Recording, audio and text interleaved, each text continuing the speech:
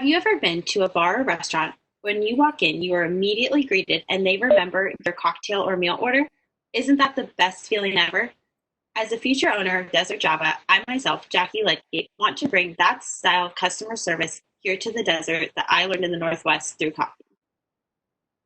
The opportunity I see for myself after living here for the past 3 years is the need for independently owned coffee stands. I want to open up Desert Java to provide a solution to that problem, but it will be a mobile business to start for me to establish brand recognition while ultimately finding the right drive-through location. The espresso I will be using is a unique roast that I worked with my previous employer to make in Washington. The products that I will be serving with it are vegan and gluten-free, which allow me to have options for everyone, and the paper products I will be using are 100% sustainable in helping reducing our carbon footprint. So who is my target market? Well, that is the wonderful thing about being mobile. The first target market that I want to work with is the Maricopa Community Colleges. They have brought to my attention that they would like to replace their instant coffee with mine. From there, I want to work with the Arizona Sports League and the YMCA to be present at their sporting events. And from there, reach out to the local community to be present in their festivals and markets. I understand that there are many locations on this map, as you can see, that any of my target market could stop at. But here's what I have to offer. Desert Java drives on that customer service experience that you might not get if you're 10th in line. I also am convenient and save you time because I'm actually at your destination.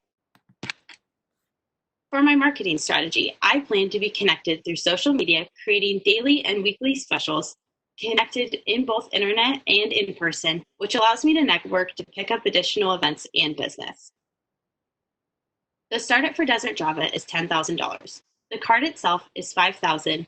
The product is about $2,000, and the remaining $3,000 is between the supplies and equipment.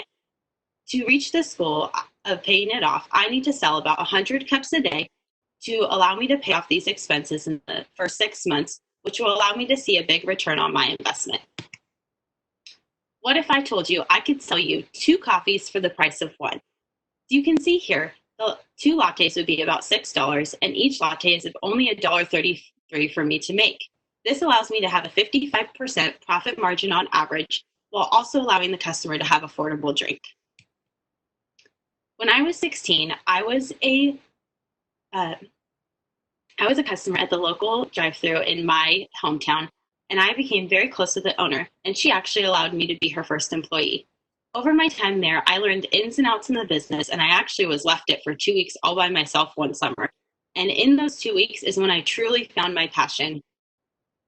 Without her help, I would not be where I'm at today. And flash forward 8 years later, I met the Rio Salado team, which introduced me to Lily Davidoff and Dr. Corey Pruitt, who really pushed me into this competition and have been a tremendous help along the way. From there, I went to CEI Gateway and I met Tom Schumann and Patty Dubois, and they created a huge support system through the Big Pitch competition and also introduced me to a lot of entrepreneurs in the area. If I was to win this competition, I would use the use of funds in this way. The APS cash is $5,000, which would pay for my cart in full. The branding would allow me to put the logo on the cart and make business cards and stamp cards, and the legal consulting services would allow me to have the right licenses and permits to sell in multiple cities. The Goodwin Legal Service would protect me by creating an LLC establishment, and the CEI support mentorship would be crucial in my first year of opening. Desert Java thanks you, and I hope to have you as a future customer. Thank you for your time today. A couple of questions. You'd mentioned 2 key relationships, one being the Maricopa and getting onto their campuses and being present at sporting events. What is the process that you're using at both of those venues to get their administrative permission to come on campus or come into the sporting events and sell? Yes, so Lily Davidoff has helped me in connecting with the different schools. We have 2 schools right now that are interested, so that has been a great start. And then as for the sporting, Jacqueline Hine has been helping me with that. She has a couple contacts to network with, so I can start getting my name in there. Very good. And here's a question that Patty's been asking people, and I'll ask it of you as well. Obviously, COVID-19 and this pandemic has changed the world around us, the world of business, etc. What impact is that going to have here in the short term on getting into business, how your customers may behave, in terms of, gathering together in sporting events and those types of impacts? How's that going to affect your business? It'll definitely be a slower start. I know that schools will probably be later to open. But as for the sporting events, I think they're going to really put a limit on how many people are at each area. For funding wise, I think it actually will be beneficial. As I'm looking into it, I know that they're being very generous with small businesses. And I think that if I have the right savings and the right timing, it'll be a great opportunity to jump into a market, because from what I've noticed, everyone is still very supportive with all restaurants and coffee during this time, I myself included. And just taking those extra precautions, I think everyone will moving forward with the extra cleaning and making sure that they're wearing gloves and those things. I think it actually will be beneficial moving forward. Very good. And then finally about, the finance and the business model, the prices that you're offering are very good. I know it's much less than I pay for my typical Americano and such. So I'm wondering if you're coming in too low of a price, and what if the assumption happened that you were just selling 50 cups a day instead of 100 because it is at a slower start? Do you think you should be adjusting prices accordingly at this point?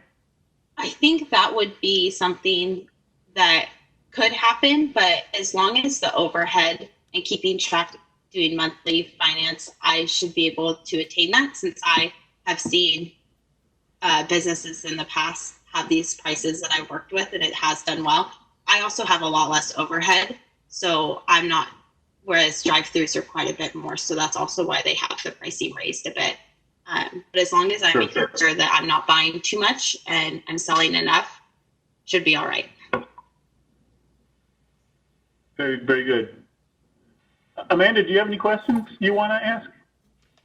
And how are we doing on our 5 minutes? Are you out there? We have 2 minutes left. I've been paying attention to all of this equipment, so Okay, so, yeah.